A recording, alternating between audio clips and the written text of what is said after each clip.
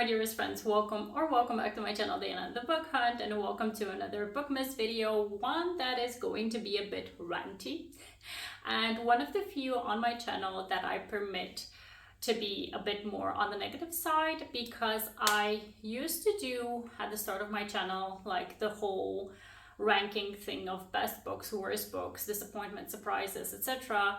But then I decided that I want to keep things on a positive side, so I'm not doing worst books of the year anymore. I'm only doing disappointments, so really books that I either expected to be good or was really looking forward to reading or were really hyped. So I decided to pick them up because I wanted to see what the hype was about. And then when I picked them up, unfortunately, those books did not work for me for some reason or another. And these are the books that I'm going to be listing off today, books that I read this year that were just not my cup of tea, or for some reason really did not work for me. And for some, I'm going to be ranting because some of these are quite popular books. So this is one of the few negative reviewing kind of videos that you're going to see on my channel, and one that I just wanted to put out there because definitely everyone has their own taste, right? So there's people who are going to love the books that I don't like and people who hate the books that I love, and that is completely normal. It's just a matter of respecting each other's opinions, essentially. So let's just go ahead and dive in. I've got about, 13 to 15 books. I'm not sure how many books I have, but I'm just going to dive in. The first book is a book that was quite popular a year or maybe two ago now, and it's a young adult kind of historical, darkish, gothic kind of book. It's Belladonna by Adeline Grace. I actually purchased a physical copy of this book, but because I did not like it, I gave it away to a friend of mine who I think will appreciate it more than me. This book is, again, a young adult, kind of dark, historical. It's, I think, a retelling of Death and the Maiden. And while it was beautifully written, I was quite bored throughout it, and maybe because it was so hyped and because I had heard so many people talking very specifically about how beautiful it was and how it's such an amazing Death and the Maiden retelling, I was expecting maybe something. I was expecting a 5-star read out of this book, let me be honest. So when I was reading it, I was like waiting for the penny to drop and for me to kind of start appreciating it more than what I was doing. And at the end of this book, I was like, meh, it was okay. I just don't get it. I don't get the hype behind it. And because I had such high expectations off of it, I was really disappointed. So maybe it's not the book's fault, it's more so my fault because I had just high expectations off of it, but regardless, it was a disappointment. For the next book, I'm kind of sorry that I'm going to be a bit harsh on it because it's a debut novel, I think. It's by Joe Segura and it's called Raiders of the Lost Heart. This book, I saw the cover for it, I think at the end of last year, and I just got so hyped for it because I saw it was a debut. I saw that it was supposed to be like Lara Croft meets The Mummy meets like an epic kind of adventure romance, and kind of Indiana Jones vibes thrown in there, and I was like, this is right up my alley. I love all these movies, all these stories, and all the romances within these films, so I really was looking forward to this one. And then I saw the cover and I was sold, and when I picked it up, I just had so many issues with this book. The writing didn't flow well. There were so many plot holes within the plot of this book that left me kind of scratching my head and having question marks here and there. And then the romance was not believable for me at all. I did not feel a very good connection to the heroine. I was more so, I had gripes with her. I did not appreciate her for the badass heroine she was supposed to be, and then the hero was kind of, how should I put him, like someone who is pining for her, but at the same moment, because he had his circumstances, he had kind of done something to put her at a disadvantage, and then instead of kind of owning up to it, he was kind of like a bitch about it. I don't know how to say it in a different way, but he was just not the swoon worthy kind of hero that I was expecting in an adventure filled kind of romance. In the end, there was also the ending that really did not work well for me. I just remember feeling so frustrated at the 90% mark of this book. So yeah, this one was quite a disappointment. And now I'm going to talk about a painful kind of a disappointment because it's an author that I love so much. It's Ali Hazelwood. She brought out 2 full-length novels this year, which are Bride and Not in Love. I'm going to start off with Bride. So Bride was supposed to be something that is quite different from Ali because it's a paranormal romance with a vampire and a werewolf. And I've not read very many paranormal romances before. I wasn't in the craze of the Twilight era, so I did not pick very many up at that time. And when I heard that she is working on a paranormal romance, I was like, this is good. I'm going to try it out and see how I like it, to see if I can dip my toes into this kind of a scene. And then when I read it, I was like, if this is what paranormal looks like, I don't think it's going to be it for me, because she had a very quirky kind of a heroine, which typically works in her contemporaries, but in this setting just did not work for me. We had a pining hero who was completely obsessed with her, which in certain circumstances would work perfectly well, but just in this setting, I did not get it because we just didn't get to see why he was so obsessed with her in the first place. Is it just the physical thing of smelling her and seeing her, etc., or is it something more? I just did not feel it. I didn't feel anything towards it. I gave it 3 stars in the end because, as Ali Hazelwood books go, she does write a very fun banter, and there are some ludicrous scenes that leave you either laughing or kind of cringing. I don't know, it's just kind of book that I liked, but it wasn't wow. And then seeing as I loved all the other books by Ali Hazelwood, I was just a bit lost. And then speaking about the second book, which is Not in Love, this one is again a bit different to her other books because it's more spicy and more focusing on the relationship, the physical aspect of the relationship before going into the feelings and all of the emotions into the story. And I don't know, I don't think, at least this is my opinion, again, you might think something completely else when you read that book, but for me, when I was reading it, I felt like it's not the strongest point of Ali Hazelwood's writing to focus on the spice. I think she has other strengths. Like when you think about a book like Love on the Brain, where you've got a pining hero, someone who has these big feelings inside of him and needs to kind of hide them from the heroine. And I don't know, that is kind of the strength of her swooniness of her books, you know, having a hero who is absolutely obsessed with the heroine but having to keep it quiet for some reason, and then pining and longing for her and making these gestures for her. Those are the things that I look forward to in her books. And then in this book, it was different. It was just completely different. And because I knew it was going to be different, I did suspend my disbelief for certain things and tried to really enjoy this book. But in the end, I was feeling like I was expecting more from it. So it just was a disappointment, essentially. Now, the next book, I'm so sorry that it did not work for me as much as I had hoped. It's called Sorry Bro by Talene Voskouni. This is a sapphic romance between 2 heroines who are both in the Armenian community in the States.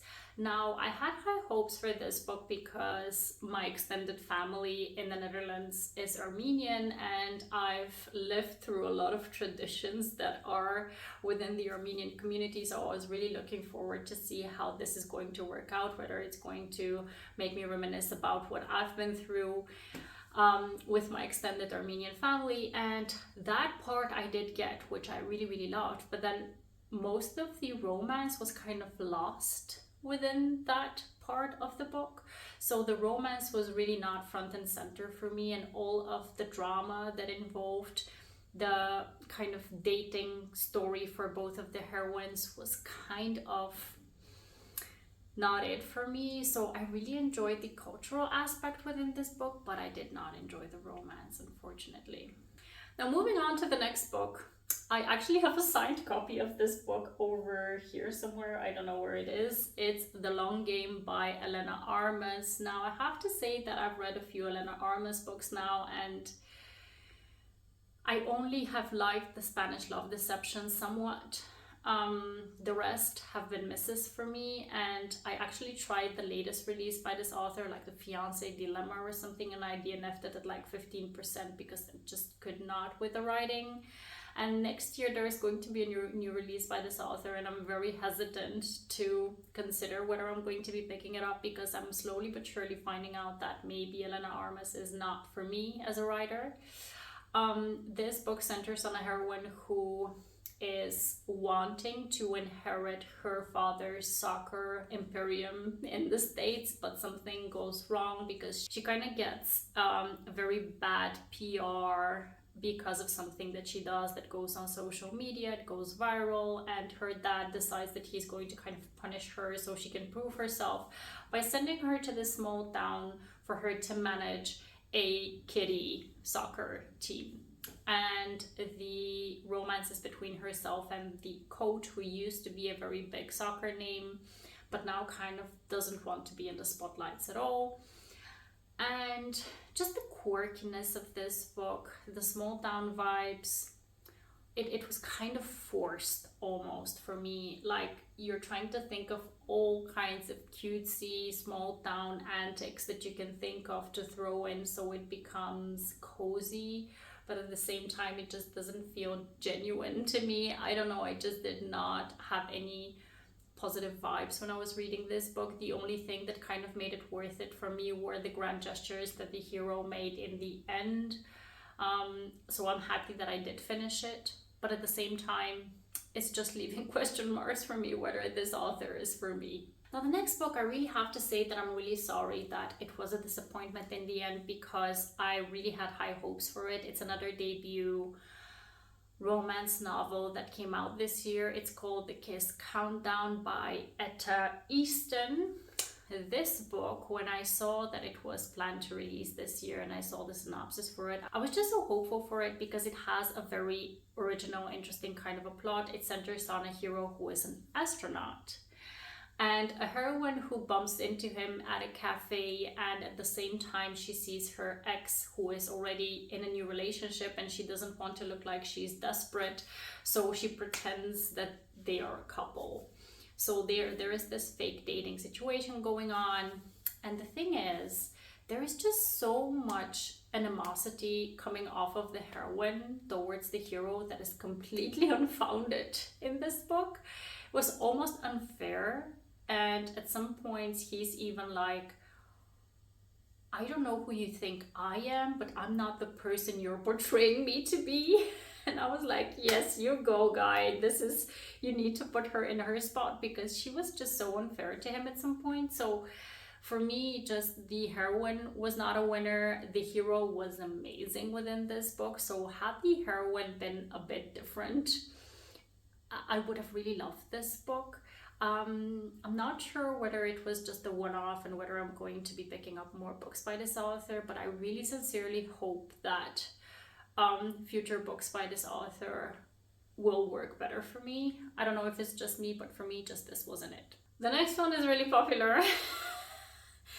And I'm scared to say, I've already said it previously on my channel. Obviously, if you've seen my videos before, you will know that this one was a disappointment, and that is Leather and Lark by Bryn Weaver. Now, Bryn Weaver really blew up with Butcher and Blackbird, right? So it was at the end of last year, start of this year. The audiobook was really amazing. Everyone was hyping it up because it was a romantic dark comedy, and it was just something different, and I completely got on board with it because when I read the audiobook for it, I really enjoyed it. And then I was looking forward to see if the second book will be the same and whether it will hit the mark again, and I'll be really excited to pick up the next book. And then when I was reading Leather and Lark, honestly, I was just cringing throughout a couple of the scenes. I did not enjoy it as much. I was bored throughout the 50% mark. I was really contemplating DNFing that book, which is something that I don't typically do. But then I pushed through, I finished it, and I was like, was that it? Was that it? I just did not feel any kind of strong positive emotions after having read this book, and I just expected quite more after really enjoying Butcher and Blackbird. And honestly, now that I think about it, it wasn't really very memorable either. If I think about like any kind of lasting scenes in my mind, not really. So yeah, it's completely valid that this is a disappointment. It was a 2-star read for me because again, not very memorable, kind of boring, kind of disappointing. Now you guys, the next book is one of the worst books for me this year because I had really high hopes for this one, and then the disappointment was so big when I was reading through this book. The book is The Rom-Commers by Catherine Center. Now, why was it such a big disappointment? It's because I really loved The Bodyguard. I loved Hello Stranger. I've loved other books by this author before. And then this one was really a 5-star prediction for me because it was supposed to center on 2 screenplay writers, so people who write for a living in Hollywood, working on a new movie. I'm kind of into those kinds of plots. I was really expecting off the charts chemistry, maybe something that will remind me of The Roughest Draft, a book that I really loved. And then what we got is a hero who was complete trash. This hero should be forbidden within the romance genre. I know I'm sounding harsh at the moment, but he was just such an asshole throughout 75% of the book. Only in the last 25% did the author try to redeem him in front of us, and he did some great grand gestures in the end. But then when you've been such an asshole throughout the whole book, there's no saving you, buddy. I mean, there is no saving you at all. I mean, the heroine, I really felt for her because having such a love interest is like being in such a horrible gaslighting kind of a relationship, which no woman wants to be in. So I just did not root for the hero. I wanted her to end up with someone else, but there was no one else in that freaking book. So essentially, yeah, this was a big disappointment for me. Now for the next book, I need to give a bit of backstory because it's a 3rd book, or actually a 2nd book within a series.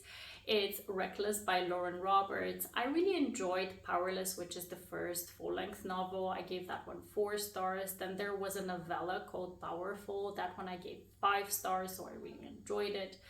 And then came Reckless, which kind of took the story to a direction that I was not expecting. I was kind of hoping that there was going to be more development of the relationship between the heroine and the 2 heroes within the book.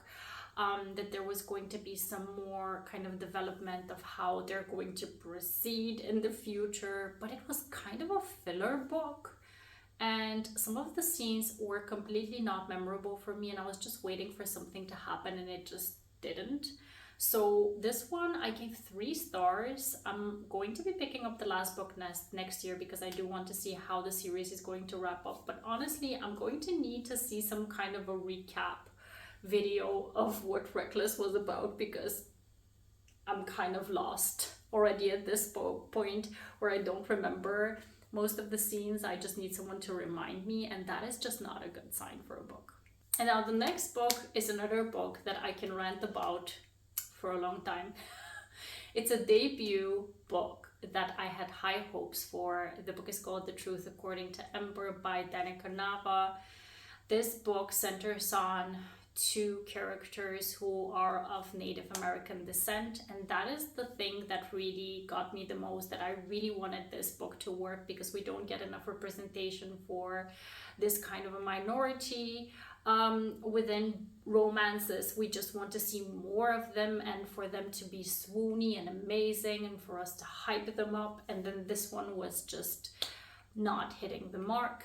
And that is solely because the whole premise of the book starts with a big lie and then continues on within the plot with many follow-up lies that just get tangled up and tangled up and tangled up, and you're like, where are you heading with all this lying? Where do you think you're going to end up in the end? I just was hoping that the premise would kind of, okay, you can start off with some kind of a white lie and then just be upfront about it and have something else be the plot device of the story. But it was just lie after lie after lie, and just at some point I was so frustrated with the heroine that I could not. I was hoping for the hero to end up with someone else again, because I would not want him to end up with someone who is lying so much, even though she is doing it not because she's like a, how do you call it, like a pathological liar, but someone who just got roped into lying again and again and again. I don't know, it was just such a bad premise, and I was hoping for more. I don't know, there's going to be another book by this author next year. I'm going to see what the premise is going to be about once there is a blurb, to see if I'm going to be interested in picking it up, because I know that it's going to be another Native American setting and characters, etc., that I would want to support typically. But then let's see what the plot is about. Now, the next book actually was not on my radar for me to pick up in 2024, but then Rita McFadden is such a prolific and very hyped up author. Everyone is picking up her book, so I was like, I need to try it out to see if it's going to be something that I'm going to enjoy, because I do on occasion pick up a thriller and I really enjoy certain kinds of thrillers, but this one was just out there. It was bingeable, I have to give it that, because I just put an audiobook on and I was like binging it. I read it in a day or something, but then the twists were not twisting, and then the heroine was the kind of heroine whom you would compare to someone in like a scary movie who is doing all the dumb things that you're trying to warn them off not to do, and then you just don't have the sympathy for them when something goes wrong within their story. So it was just not an enjoyable read per se. So yeah, I'm not going to be picking up any more books by Frida, that is for sure. Alright, so I've got 2 more books left. The first one being Hopeless by Elsie Silver. I'm really sorry, and my heart hurts because I'm putting Elsie on this list because I've loved all the other books within the Chestnut Spring series.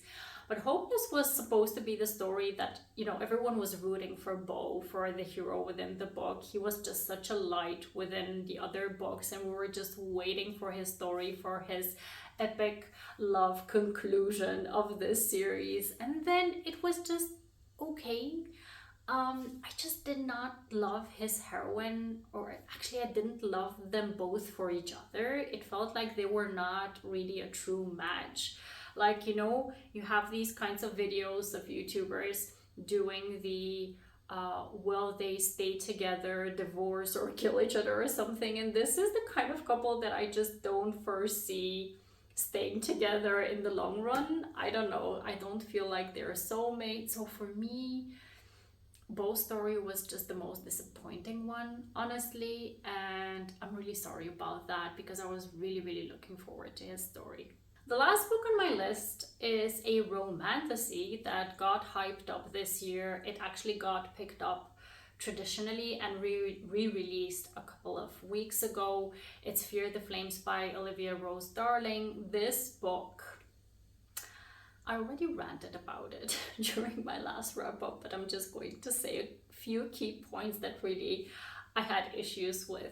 So I didn't know anything about the story going into it. I picked up the traditionally published one for this one, and I picked up the audiobook for it, and I was like, you know, getting into the story, it's supposed to be about this dragon heist essentially, and I kept drifting off because I was waiting for something to happen, because you know there is going to be this dragon heist, but nothing really is happening. The dragons aren't there for most of the book, and then there is this journey to get to the dragons, and kind of this journey of the heroine finding some kind of found family with the side characters, which was all right, but this is not a cozy fantasy. So for me, just not getting any kind of plot driving force was weird. So there was no world building. I did not know where I was at.